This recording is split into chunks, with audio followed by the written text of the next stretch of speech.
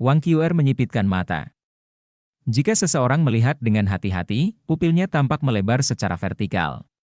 Tidak hanya itu, cincin jiwa pertama dan kedua juga menyala.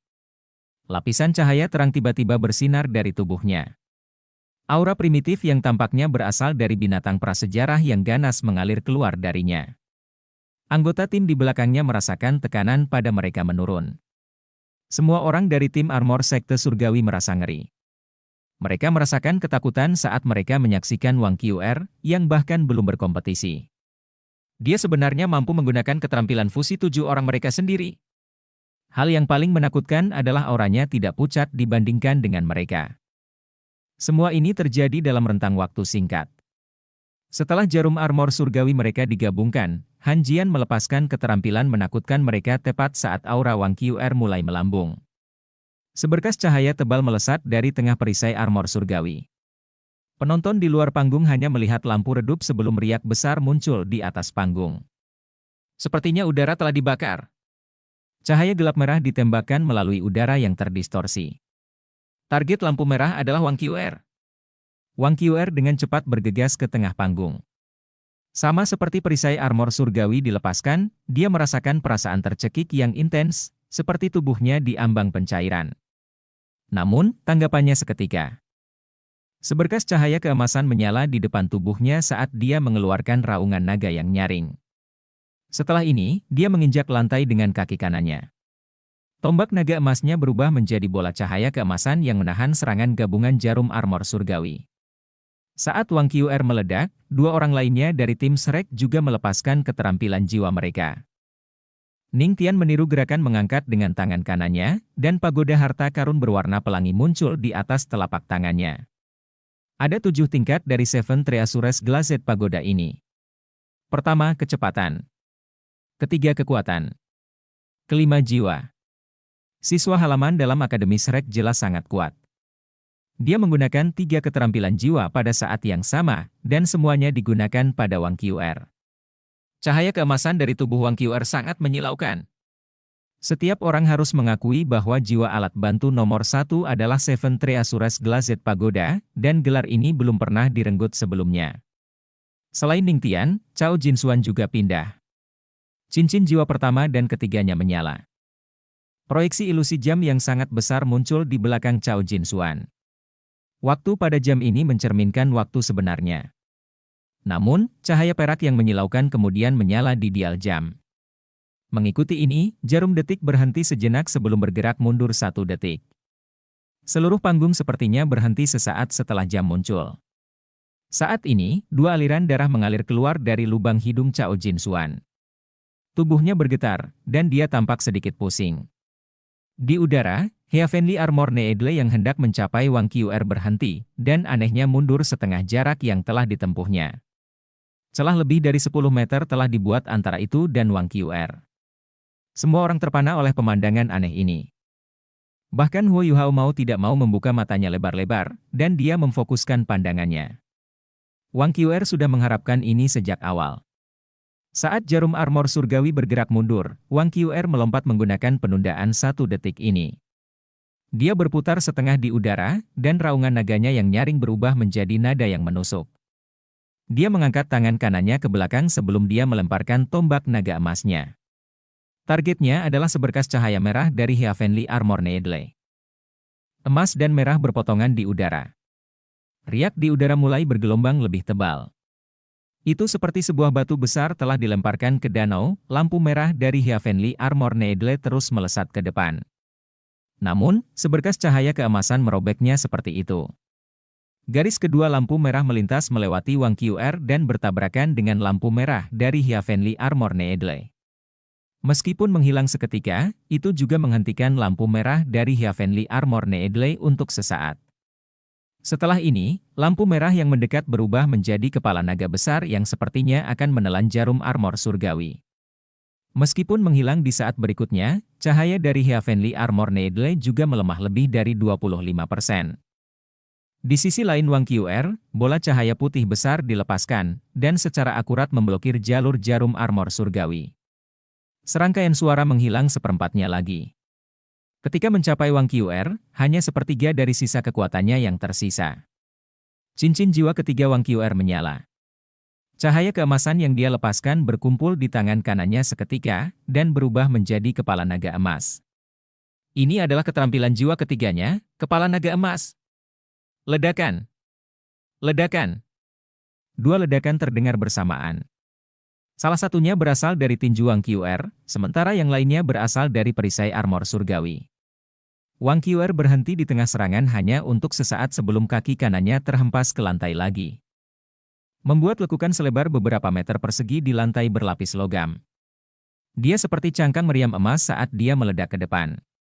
Di sisi lain, perisai gabungan dipecah menjadi 7 bagian setelah tombak naga emas mengebor melewati jarum armor surgawi.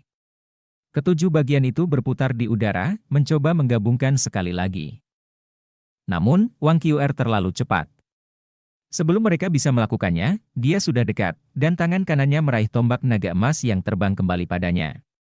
Dia menyapu udara di depannya dengan tombaknya. Cahaya keemasan menyala, dan 3 perisai langsung hancur. 3 dari murid Heavenly Armor Sekte berteriak dengan menyedihkan. Mereka terluka parah saat jiwa bela diri mereka dihancurkan. Wang Qr sepertinya tidak berhenti sama sekali. Tombak naga emasnya berubah menjadi cahaya yang memenuhi langit. Saat cahaya keemasan ini bersinar, keempat murid yang tersisa merasa seolah-olah Wang Qr menyerang dengan sekuat tenaga. Keempat perisai tidak memiliki kesempatan untuk bergabung kembali sebelum dipaksa mundur. Tubuh Wang Qr berkedip lagi sebelum dia mendarat di samping mereka berdua di sebelah kiri. Di sisi kanan, Xie Huanyue dan Dai Huabin sudah tiba. Tim Sekte Baja Surgawi benar-benar dibongkar setelah keterampilan fusi mereka gagal. Tim Shrek juga tidak terlalu keras pada mereka. Mereka hanya mengalahkan tim Heavenly Armor Sekte dengan cara tercepat dan mengakhiri pertarungan tim ini. Di bawah panggung, Han Sanwu benar-benar terkejut saat melihat ini. Dia tidak percaya bahwa keterampilan fusi mereka telah diatasi dengan begitu mudah. Itu terlalu banyak. Bagi banyak orang, Wang Qr adalah orang yang melakukan semuanya sendiri. Dari langkah pertama yang diambilnya, semuanya tampak telah diputuskan.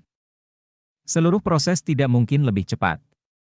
Wang Qr seperti seorang dewi yang mengendalikan seluruh proses, mengalahkan lawan-lawannya dengan strategi bertarung yang paling sederhana.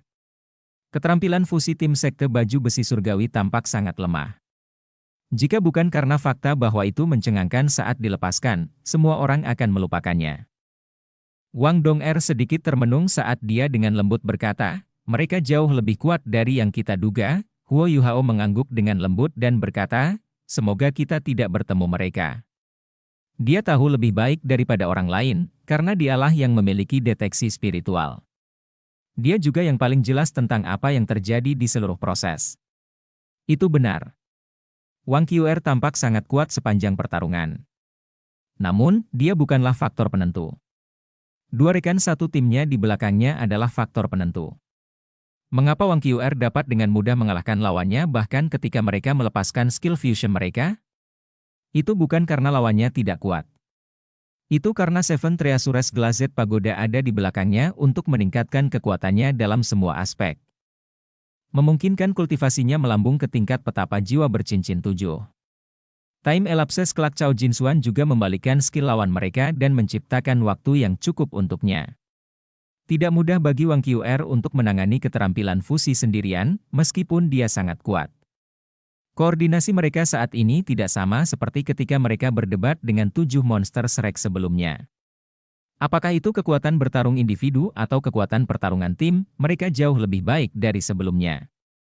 Mereka seperti unit yang lengkap sekarang, dan Wang Qr adalah inti dari unit mereka. Huo Yuhao sangat akrab dengan orang-orang dari Shrek. Apakah itu Dai Huabin, Wu Feng, atau Ning Tian? Mereka semua adalah talenta di generasi muda. Namun, mereka memiliki sifat bakat yang sangat menentukan, arogansi. Namun, sepertinya mereka telah menarik sedikit kesombongan mereka. Hampir tidak mungkin menemukan kesombongan itu lagi. Justru karena inilah mereka bisa bersatu sebagai satu kesatuan. Itu juga mengapa ekspresi Huo Yuhao menjadi serius. Dengan pemahaman Huo Yuhao tentang Wang Qr, dia tahu bahwa dia akan memberikan yang terbaik jika mereka bertemu di turnamen. Mereka terikat untuk bersaing satu sama lain dalam hal kemampuan mereka. Namun, Huo Yuhao sangat tidak ingin bertemu dengan mereka di turnamen. Timnya akrab dengan mereka, dan mereka sangat kuat. Sebelum BIBI pulih, dia bahkan lebih enggan bertemu dengan tim Shrek. Pertarungan pertama dari babak eliminasi kedua berakhir. Meskipun Akademi Shrek tidak menang telak, mereka tetap menunjukkan kekuatan mereka. Ini terutama berlaku untuk Wang Qr. Penampilannya di babak tim menyebabkan semua pemimpin tim lainnya menjadi suram. Tentu saja, ekspresi anggota sekte Roh Kudus tidak dapat dilihat. Karena mereka menyembunyikan wajah mereka. Turnamen berlanjut, dan beberapa pertarungan berikutnya sangat intens. Untuk lolos, setiap tim memberikan yang terbaik. Ada banyak korban di babak penyisihan kedua ini. Bau darah yang keluar dari panggung juga semakin kuat dan kuat. Ayo kembali, kata Huo Yuhao kepada rekan satu timnya setelah melihat ke langit. Kamu tidak menonton lagi. Su Sanshi sedikit terkejut saat dia melirik Yuhao. Huo Yuhao menggelengkan kepalanya dan menjawab, kita telah melihat apa yang kita butuhkan. Tidak banyak yang tersisa untuk dilihat. Tidak peduli siapa lawan kita harus memberikan segalanya, bukan? Mari kita kembali beristirahat. Saat dia berbicara, dia memberi isyarat kepada Wang Dong'er untuk mendorong kursi rodanya. Meskipun Huo Yuhao bukan yang tertua di antara mereka, dia adalah pemimpin tim pengganti sejak BIBI tidak ada. Tidak ada yang mempertanyakan kata-katanya. Semua orang berdiri dan meninggalkan tempat itu dengan diam-diam, kembali ke Hotel Mingyu. Mereka bertanding besok. Lawan mereka tidak terkenal, dan berasal dari sekte juga. Mereka tidak memiliki informasi apapun mengenai sekte ini, dan mereka juga tidak memperhatikan sekte ini di babak eliminasi pertama. Namun, itu tidak berarti bahwa lawan mereka buruk. Setelah kembali ke hotel, Huo Yuhao memanggil rekan satu timnya ke kamarnya. Di turnamen, mereka memiliki ruang pertemuan yang bisa mereka gunakan. Namun, mereka harus puas dengan ini untuk putaran ini. Saya akan membicarakan strategi besok secara singkat, Huo Yuhao memulai. Su Sanshi tertawa, apakah kamu berencana untuk berkompetisi terlebih dahulu dan melanjutkan sampai akhir? Huo Yuhao menggelengkan kepalanya sambil tersenyum dan menjawab. Ini berbeda dari babak sebelumnya. Ada banyak tim yang bersaing saat itu, dan kami memiliki waktu yang cukup untuk istirahat.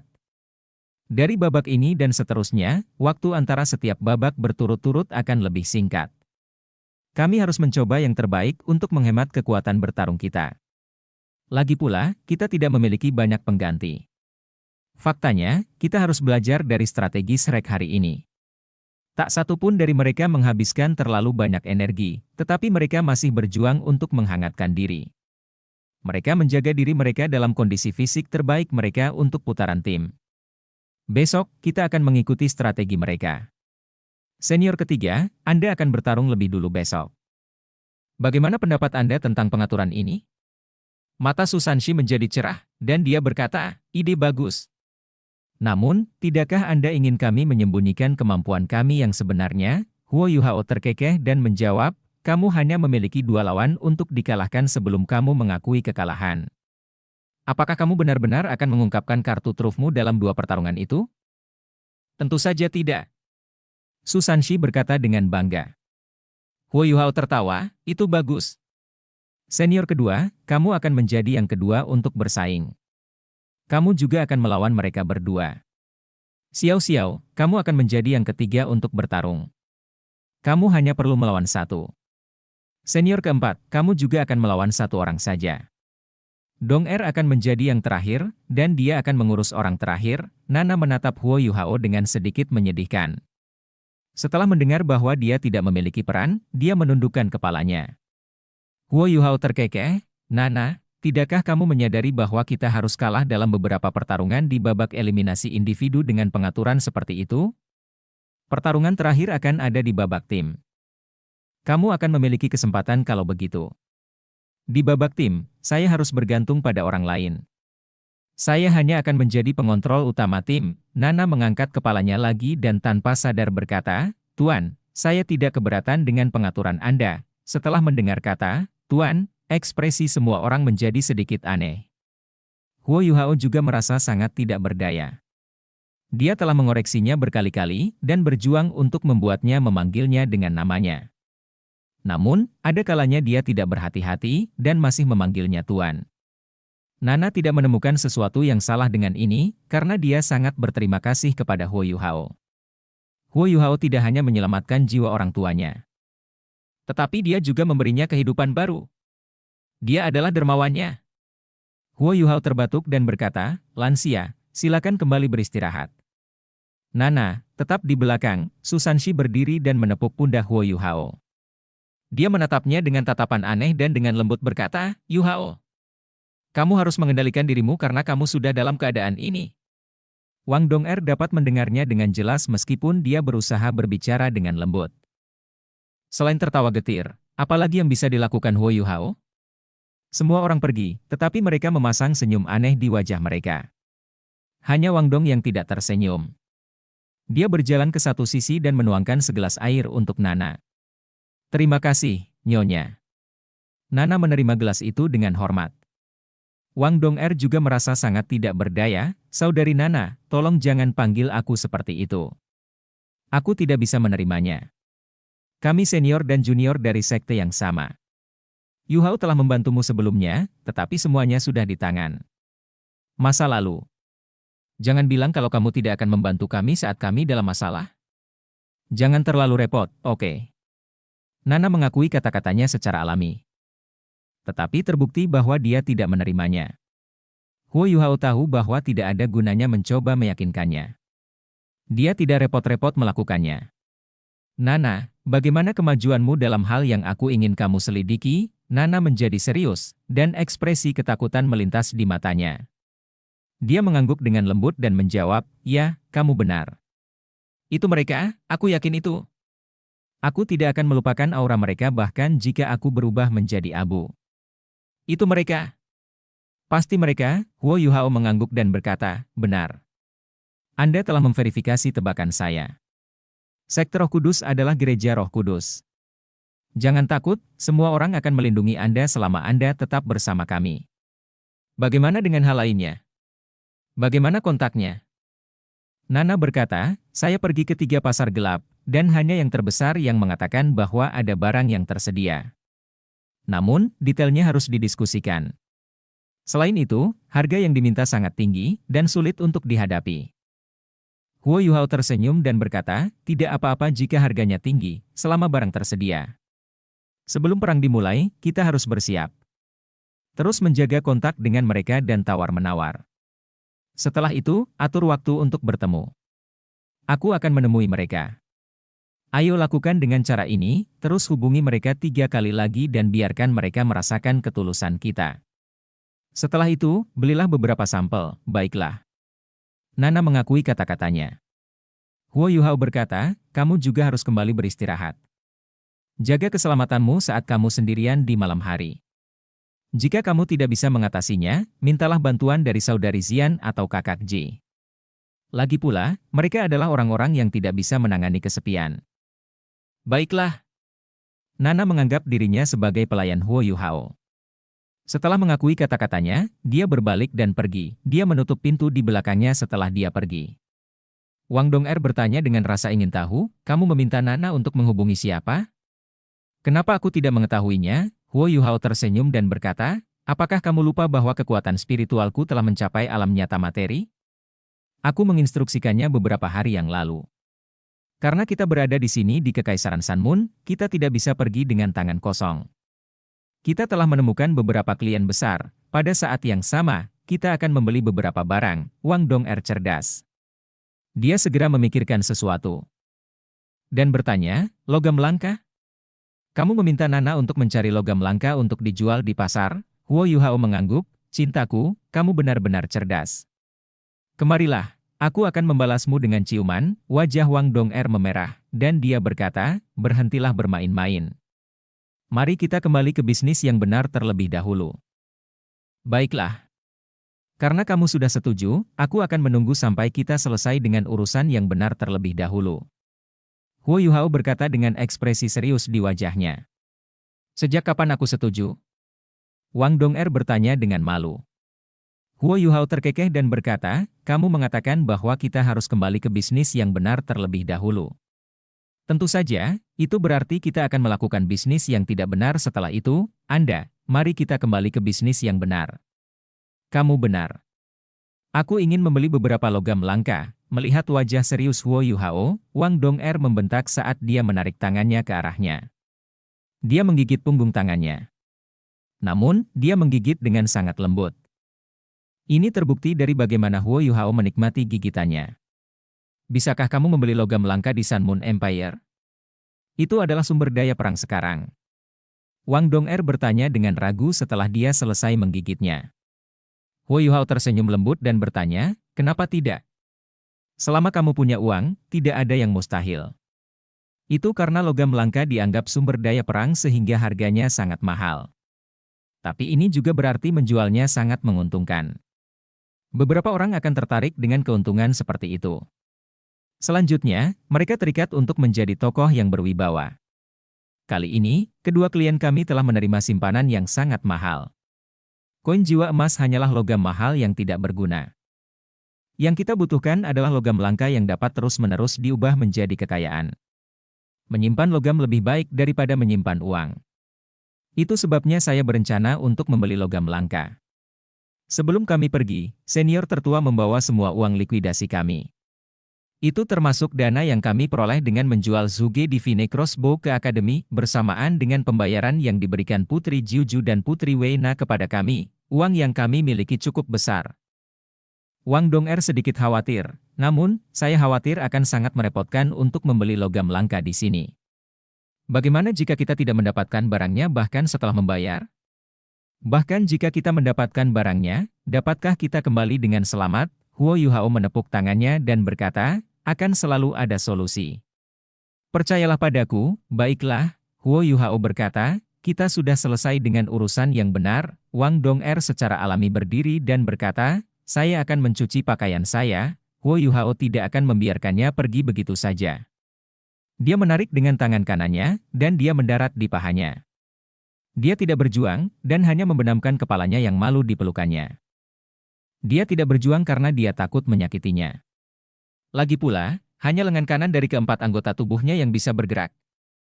Cintaku, sebentar saja, oke, 10 menit kemudian.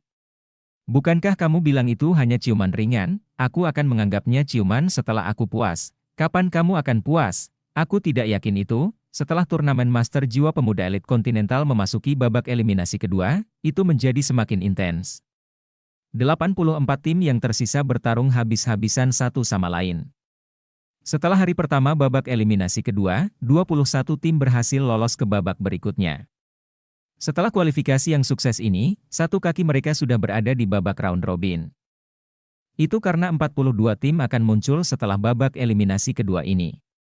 Meski babak selanjutnya masih berupa babak eliminasi, namun 21 tim terbawah harus saling bersaing dalam memperebutkan poin agar 10 tim terbaik dari 21 tim tersebut dapat dipilih untuk babak round robin selanjutnya. Sudah sangat bergengsi bagi sebuah tim untuk memasuki babak round robin, karena itu bukan hal yang mudah. Hari kedua babak eliminasi kedua. Pertarungan sekte Tang diatur untuk sore hari. Mereka tidak pergi ke tempat turnamen di pagi hari, melainkan tetap di hotel untuk beristirahat. Cedera BIBI sepertinya kambuh dan menjadi lebih serius. Ini juga membayangi pertandingan sekte Tang. Setelah makan siang, mereka beristirahat sejenak, dan kemudian memulai perjalanan mereka ke tempat tersebut karena semakin dekat dengan waktu pertarungan mereka. Area istirahat jauh lebih sepi, dan tidak lagi terasa sesak. Namun jumlah penonton terus meningkat. Persaingan ketat beberapa hari terakhir ini membuat mereka semakin bersemangat. Huo Yuhao telah menetapkan strategi mereka kemarin, dan karenanya dia tidak punya apa-apa untuk diberitahukan kepada mereka hari ini. Di area istirahat VIP, perhatiannya tertuju pada tim lain yang berada di area tersebut bersama mereka. Dia terkejut saat mengetahui bahwa dia tidak dapat memastikan tim mana yang mewakili sekte tubuh. Tim yang dia pantau telah dieliminasi kemarin pagi. Dengan kemampuan sekte tubuh, tidak mungkin mereka membuat kesalahan tingkat rendah, jadi dia harus mencari target baru untuk dipantau. Tim sekte Roh Kudus tidak ada di sore hari. Mereka telah berkompetisi di pagi hari dan sudah melaju ke babak berikutnya. Meskipun tidak ada seorang pun dari sekte Tang yang menyaksikan pertarungan mereka, mereka secara kasar dapat menebak bahwa itu tidak berlangsung lama. Sebaliknya, tim Shrek datang ke tempat istirahat VIP untuk menyaksikan pertarungan meski sudah lolos ke babak selanjutnya. Tidak diragukan lagi, mereka ada di sini untuk menyaksikan pertarungan sekte Tang. Huo Yuhao bisa merasakan tatapan dingin dan datar Wang Qr menatapnya ketika dia duduk. Dia tersenyum dan mengangguk padanya. Namun, dia disambut oleh ekspresi dingin. Dia tidak bisa membantu tetapi menyentuh hidungnya, merasa bahwa dia telah ditolak dengan tajam olehnya. Di sisi lain, Wu Feng, Dai Huabin, dan yang lainnya mengawasi sekte Tang dengan sangat cermat. Ekspresi mereka tidak terlalu ramah. Sangat mudah untuk melihat semangat kompetitif mereka yang intens dari sorot mata mereka. Huo Yuhao menggelengkan kepalanya tak berdaya. Apakah ada kebutuhan untuk ini? Kami semua dari akademi yang sama. Dia dalam kondisi baik sekarang. Tentu saja, dia tidak melupakan kebencian mendalam yang dia sembunyikan di dalam hatinya. Sekte Roh Kudus tidak datang. Huo Yuhao duduk di tempatnya dan mengistirahatkan matanya. Dia mengedarkan teknik surga misteriusnya dan menyatu dengan energi asal dari es tertinggi di tubuhnya. Meskipun dia hanya bisa menghilangkan sebagian energi asal, itu masih lebih baik daripada tidak sama sekali. Fusi berkelanjutan seperti itu juga merupakan metode yang paling aman dan paling stabil. Akhirnya giliran Tang Sekte untuk bersaing setelah pertarungan keempat di sore hari selesai. Sekte Tang versus Sekte Pedang Besi. Anggota yang bersaing dari kedua tim, silakan masuk ke ruang tunggu. Anggota pertama yang bersaing dari masing-masing tim, silakan masuk ke panggung. Semua orang dari Sekte Tang berdiri saat wasit memanggil mereka. Wang Dong'er mendorong Huo Yuhao di depan semua orang dan memasuki ruang tunggu bersama yang lainnya. Meskipun Huo Yuhao telah mengalahkan semua lawannya sendirian di babak sebelumnya, Sekte Tang masih merupakan sekte yang tidak dikenal. Perhatian yang mereka terima tidak banyak. Kesan terdalam yang dimiliki warga Kekaisaran Sanmun tentang Sekte Tang mungkin adalah kursi roda Huo Yuhao. Su Sanshi melompat dan naik ke panggung, berjalan cepat ke tengah. Sekte Pedang Besi. Ini adalah nama yang sangat asing bagi Sekte Tang, tetapi mereka pasti memiliki kualitas jika mereka mampu melewati babak eliminasi pertama. Anggota pesaing pertama dari Iron Sword Sect adalah seorang wanita muda. Dia memiliki sosok ramping dan penampilan yang menyegarkan. Rambut hitam panjangnya tergerai di belakang punggungnya. Pesonanya tidak hilang di tengah kecantikan dan kelembutannya. Mata Su Sanshi melebar saat dia melihat bahwa lawannya adalah seorang wanita. Dia tanpa sadar menelan ludahnya. Di bawah panggung, Huo Yuhao bergumam, apakah Sekte Pedang Besi ini meneliti kita? Bagaimana mereka tahu bahwa cara terbaik untuk menghadapi senior ketiga adalah dengan mengirimkan seorang wanita cantik untuk melawannya, HMPH? Suara dingin Jiang Nanan menyebabkan Huo Yuhao bergidik. Dia segera menutup mulutnya dan berdoa sekuat tenaga untuk Su Sanshi. Setelah beberapa saat, ekspresi Su Sanshi kembali normal. Dia berjalan ke tengah panggung. Bahkan sebelum wasit mengatakan apa-apa, dia mengulurkan tangannya dan berkata, wanita cantik, apa kabar? Saya Su Sanshi dari Sekte Tang. Saya biasanya dipanggil. Dia ingin memberitahunya tentang nama panggilan hebat yang dia miliki, tetapi dia tidak bisa berkata apa-apa seperti biasanya ketika dia melihat seorang wanita. Wanita ini tidak menyangka lawannya akan seperti ini. Melihat penampilannya yang canggung, dia tidak bisa menahan tawa. Dari segi penampilan, Su Sanshi dan Bei Bei memiliki gaya yang berbeda. Namun, mereka berdua tampan. Wanita itu mengulurkan tangan kanannya untuk menjabat tangannya dan berkata dengan lembut. Kamu biasa dipanggil apa? Aku Wang Chengxi dari Iron Sword Sect. Mohon kasihanilah aku, senior. Su Sanshi masih sadar bahwa Jiang Nanan ada di sini, jadi tidak memegang tangannya dengan erat. Namun, wajahnya masih dipenuhi seringai. Tentu saja aku akan mengasihanimu. Menurutmu aku harus dipanggil apa? Biar kupikirkan. Pertahanan abadi? Bagaimana menurutmu? Pertahanan abadi? Wang Chengxi tercengang, tapi dia menunjukkan senyuman setelah itu, hebat. Kedengarannya mengesankan, apakah kalian berdua masih bersaing? Teriak wasit, karena merasa keduanya tidak memperdulikan kehadirannya. Dia mengambil langkah maju dan memisahkan mereka. Setelah itu, dia melewatkan penjelasan peraturan dan menunjuk kedua sisi panggung. Sampai jumpa. Su Sanshi memberi isyarat licik pada Wang Chengxi. Dia menggunakan tangan kanannya untuk menyapu rambutnya yang sedang sebelum berbalik dengan ramah. Wang Chengxi masih tersenyum. Dia meminta maaf saat dia mengangguk pada wasit. Setelah itu, dia berbalik dan berjalan menuju ujung panggungnya. Su Sanshi merasakan tubuhnya menjadi kaku saat dia berjalan menuju sisi panggungnya. Dia segera berbalik ke arah niat dingin yang diproyeksikan ke arahnya. Dia melihat sepasang mata yang besar dan indah. Oh sial, aku terlalu tenggelam. Su Sanshi bergidik. Saat dia berjalan ke sisi panggungnya, ekspresinya menjadi sangat dingin.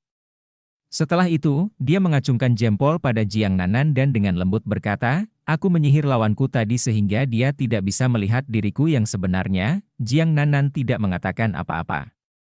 Penghalang cahaya pertahanan kedap suara. Su Sanshi berbalik dengan sikap dingin. Setelah itu, dia melihat wasit mengangkat tangan kanannya sebelum mengusapnya ke bawah. Dia berhenti berfantasi dan dengan cepat bergegas ke arah Wang Chengxi. Cincin menyilaukan mulai muncul dari kakinya. Kuning, kuning, ungu, ungu, hitam, hitam. Ketika 6 cincin jiwanya naik, para penonton di sekitar mulai berseru. 6 cincin. Dia sebenarnya punya 6 cincin. Bahkan penonton yang paling tidak tahu apa-apa pun tahu apa yang diwakili oleh 6 cincin jiwa. Kemampuan Kaisar Jiwa. Sangat jarang menemukan Master Jiwa yang merupakan Kaisar Jiwa. Karena dia berada di panggung ini, itu berarti dia belum berusia 20 tahun. Baginya untuk mencapai kultivasi seperti itu di usianya saat ini, itu berarti dia adalah talenta hebat dan pesaing yang benar-benar kuat di turnamen ini. Sebuah tim dengan setidaknya satu Kaisar Jiwa harus bisa mencapai perempat final di turnamen ini. Siapa yang mengira sekte Tang yang tidak dikenal memiliki Kaisar Jiwa? Di babak sebelumnya, Huo Yuhao yang bercincin 5 mengalahkan 7 lawan seorang diri. Di babak ini, sekte Tang mengirim Kaisar Jiwa bercincin 6 untuk bersaing terlebih dahulu. Semua orang melihat sekte Tang berbeda sekarang. Wang Chengxi tidak menyangka pria yang menggodanya adalah Kaisar Jiwa. Namun, senyumnya tidak hilang. Dia mengambil langkah kecil saat dia maju menuju Su Sanshi. Namun, tidak ada yang bisa melihat kedinginan di matanya.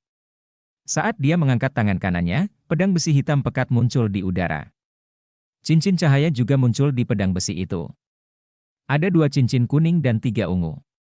Ini adalah kombinasi cincin jiwa yang cukup bagus untuk Master Jiwa biasa. Selain itu, dia juga seorang Raja Jiwa. Namun, ini bukan apa-apa di mata seorang guru jiwa yang benar-benar kuat. Keduanya menjadi dekat satu sama lain dengan sangat cepat. Untuk menebus kesalahannya tadi, Su Sanshi berteriak, "Ini duel antara pedang dan perisai. Ayo!" Saat dia berbicara, dia mengangkat perisai penyusuan Wu dan menyapukannya ke arah Wang Chengxi. Wang Chengxi tersenyum, dan dia berhenti sejenak. Setelah itu, dia melompat ke satu sisi, dan pedangnya memancarkan cahaya. Tiba-tiba, seberkas cahaya pedang hitam terbentuk dan ditembakkan ke arah bahu Su Sanshi. Su Sanshi tidak terlalu peduli. Langkah kakinya menjadi lebih cepat, dan dia berbelok sederhana. Pada saat yang sama, dia menarik perisainya ke belakang dan memblokir cahaya pedang.